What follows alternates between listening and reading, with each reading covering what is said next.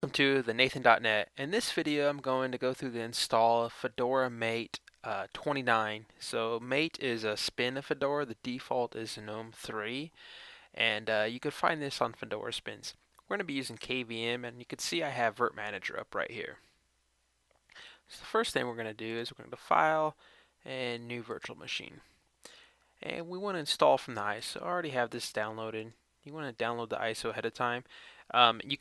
This is the same process installing it physically almost, except you'll be doing choosing the CD-ROM. So we want to browse, and we have Mate right there. So we know that this is Linux, and we know that this is Fedora. So we have to go to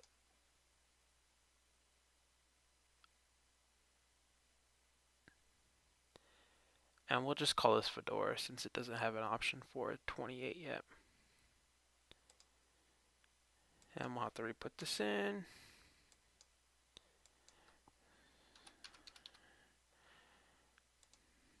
And we'll remake this 40 gigs. So now it's going to call it Fedora Unknown. And you can see the network is going to be NAT by default. And right now it's creating that. Oh, I don't want it to check.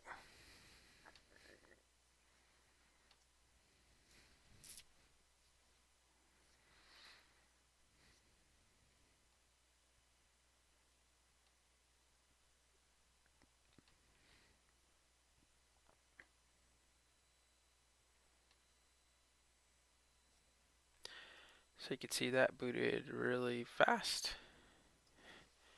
And we want to click this is what you would get if you boot from a CD-ROM, or actually be a DVD-ROM or a USB under your physical hardware. So the next thing you would do is you would click install the hard drive, and this is going to take us through the install setup.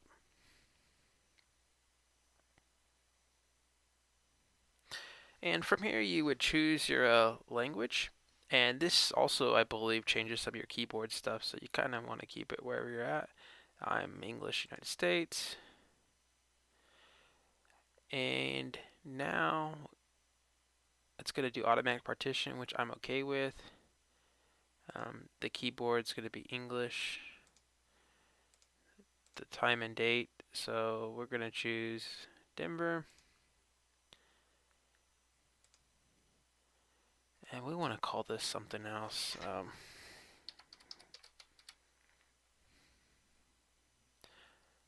29 dot the Nathan dot net.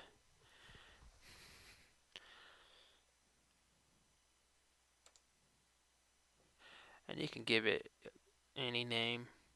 So that should be done. So we need to go through this part of it. And you can see it has 40. I want to do automatic. I don't want to do disk encryption. If this is a laptop, that's what I would do. But because this is a virtual machine, I'm not going to do it. Click done. And after we reviewed it, it should allow us to begin installation. So now one of the things we could do is we could set a root password.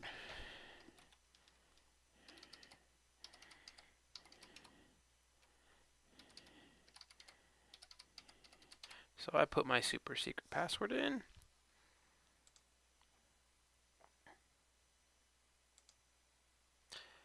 And we want to create a username. I'm going to go with Nathan. I want to make myself an administrator. And I want to require a password.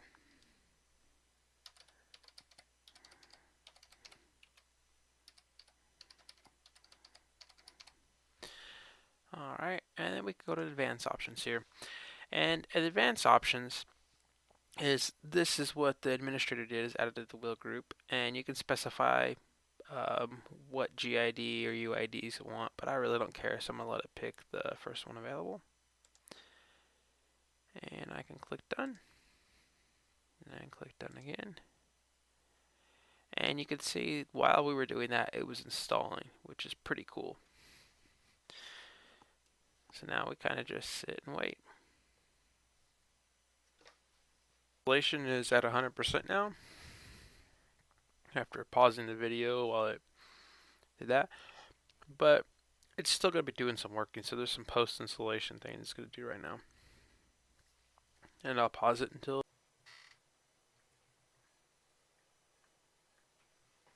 And now you can see that it says complete, and it actually didn't take that long.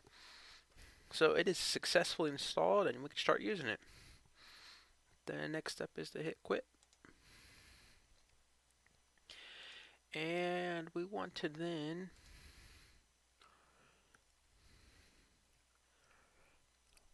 I'm going to shut this one down. And I actually want to shut down because I don't have an option to remove a DVD or CD-ROM. So I am then. No, I want you to stop.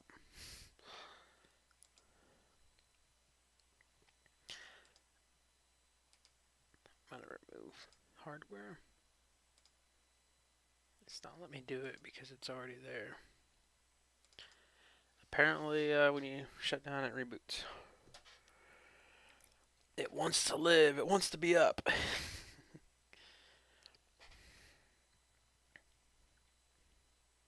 But you can see it booted to the local install. You can see the host name right there and my user.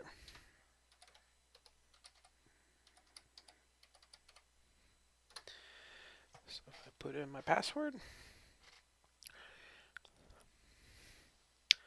yeah, let's make this full screen. So that is the install. Thanks for watching the Nathan.net.